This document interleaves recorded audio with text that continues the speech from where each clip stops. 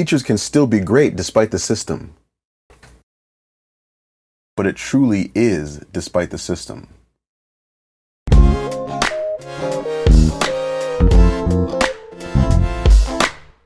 Hey musicians, it's Ezra Washington from Note Distinction. Thanks for stopping by. I'll try to keep this interesting. So where do I start? I didn't realize that I actually wanted to be a teacher until I started student teaching. This may seem strange to you, but as a musician, I always wanted to keep my options open. I spent years in my undergrad working toward a music education degree, but in the back of my mind, I wanted to hit it big in music. For me, to hit it big was simply to be able to be a full-time musician that had enough income to put food on the table and live a decent life. I didn't want to be the starving artist that everyone thinks about when they think about a musician, but I also didn't want to be tied to a 9-to-5 job that gobbled up my time every day. But once I got into the classroom in front of students, I quickly began to realize that everything in my life had led me to this amazing profession. Many of my favorite stories were centered around education and personal growth as I was growing up.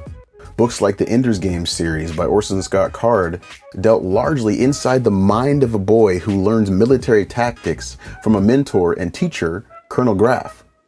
Movies like Only the Strong, where a former Green Beret named Louis Stevens becomes a teacher in the crime-infested inner city of Miami, instructing at-risk youth not only as a teacher, but also as a martial arts coach. And need I mention the relationships between Mr. Miyagi and Daniel LaRusso, or Obi-Wan Kenobi and Luke Skywalker, or especially Mr. Glenn Holland and the entire community of JFK High School. These stories echoed in the back of my mind as I grew to manhood. This, of course, is not to diminish the fact that my mom spent close to 30 years as an office manager at the local middle school, which I actually attended during her tenure. And my dad ended up working in the same building as a science teacher. My siblings both carry music education degrees, and in addition, my brother actually has a master's in math, enabling him to teach instrumental music and math. Talk about left brain, right brain. I guess you could say that I was destined to teach. To me, the purpose of education, even before I began doing it myself, was to give students an opportunity to grow into the person they worked to become. Whether someone became an athlete, a construction worker, a mechanic, doctor, author, or astronaut, it all came down to their choices. In my eyes, the teacher's job was to give them the tools to get there. You see, the 14-year-old Ezra recognized the sharp contrast between talent and skill. I knew that I had a certain amount of talent for learning concepts and basically faked my way through high school. But it caught up with me in certain areas of my life. Even as I was failing my high school freshman math class, I knew that the teacher was merely giving me what I earned in her class. Yes, I failed math in high school. I did. I wasn't a good student, what can I say? But I couldn't blame anybody but myself. The teacher was giving the information in her own way, and some of the other students, even the ones who weren't cheating, were doing well in the class. I recognized the powerful value of personal responsibility. So how did I end up failing freshman algebra 2 in high school, but now I carry a master's degree where I earned a 4.0 in music pedagogy and education? Is it my fault or my teacher's fault? Could it be that both aspects of my education in freshman math are at fault?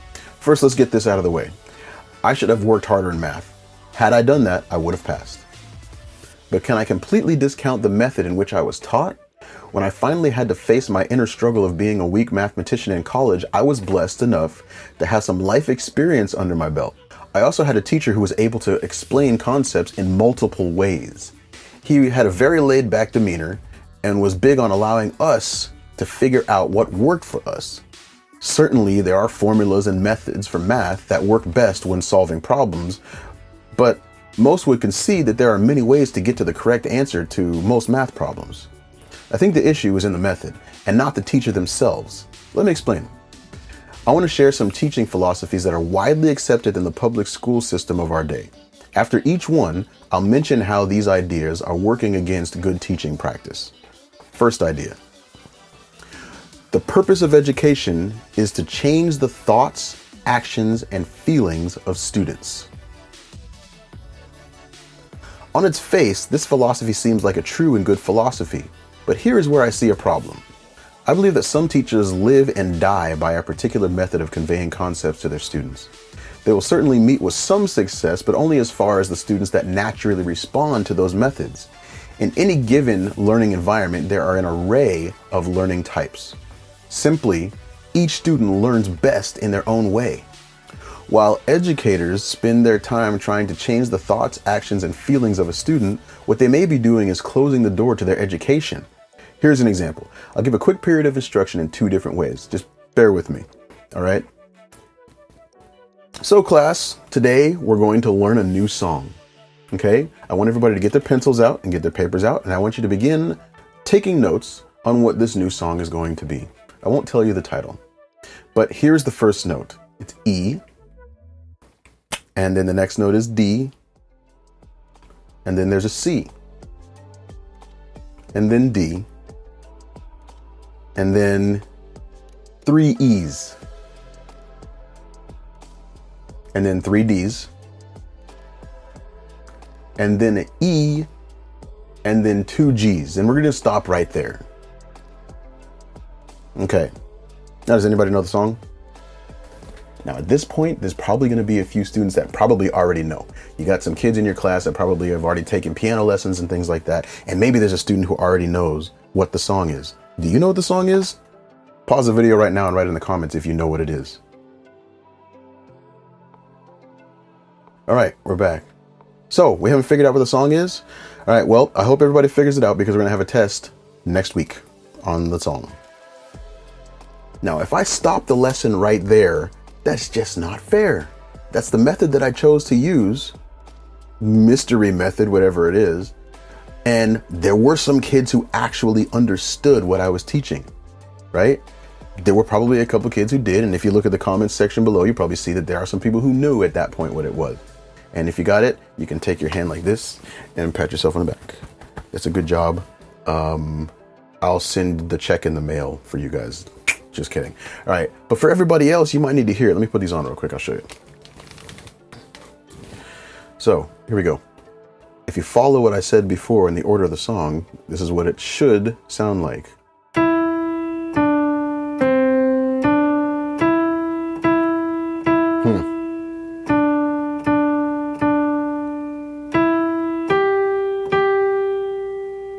You've probably heard that song before. That's just another method. I let you hear it. That's just another method. What if I did this with you guys? Check this out.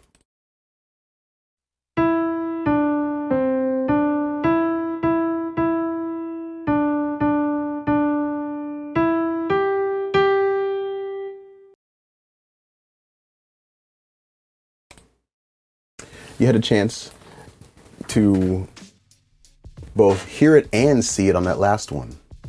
It's pretty cool. Pretty good method, right? Different methods, different things, different people are going to catch it. Of course, this illustration has a bit of an exaggeration built into it, but I hope my point has been made. I meant to show how restricting the teaching process to only one method or a method that excludes different types of learning is actually prohibitive. Here's another education philosophy. A large part of what we call good teaching is the teacher's ability to attain effective objectives through challenging the students' fixed beliefs and getting them to discuss issues. This one really gets to me. You can't go through life without having your beliefs challenged, for sure. But is that the teacher's job? Most postmodern educators have made it their duty to challenge beliefs. Not only do they seek to omit specific ideas that might find their basis in certain philosophies, religions, or traditions, but they have also built a wall between the students and their families that adhere to these traditions, philosophies, and religions. If a second grader is told after a game of dodgeball that everybody is a winner, but at home they are told that the winner is the last one standing, it is reasonable to say that this will only be confusing to this child.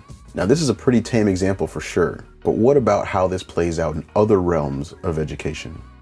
As a former public school band director at high school marching band, I have strong opinions about what I think marching band should play at the high school level.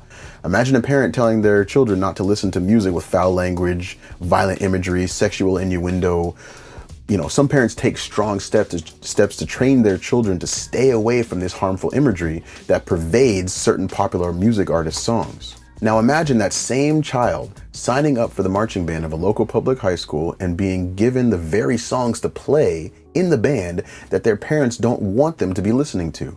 I've seen it time and time again. This is a direct challenge to the fixed beliefs of a family. This puts the child in an impossible situation. A kid that loves and respects their parents is now faced with having to carry the burden of a known slight to their parents' desires for them. In many cases, the student will simply succumb to the pressure and build a new belief of their own that makes room for negative imagery, as well as allows for a wedge to be placed between them and their parents' wishes for them.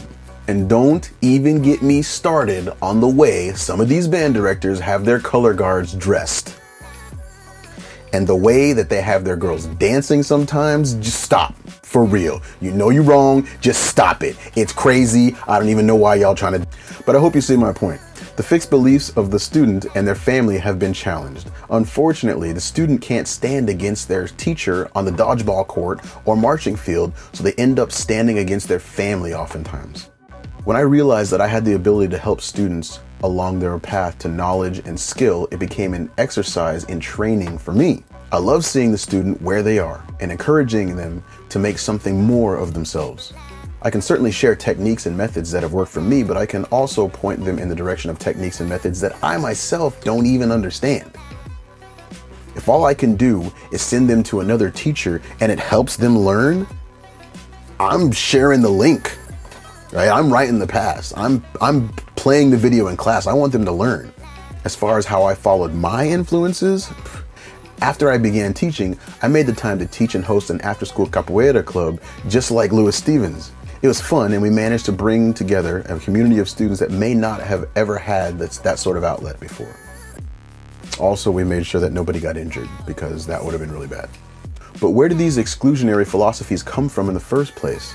It seems that a well-meaning teacher would be able to teach the students without trying to indoctrinate them into a certain ideology. Why is it the teacher's job to change students' thoughts, actions, and feelings?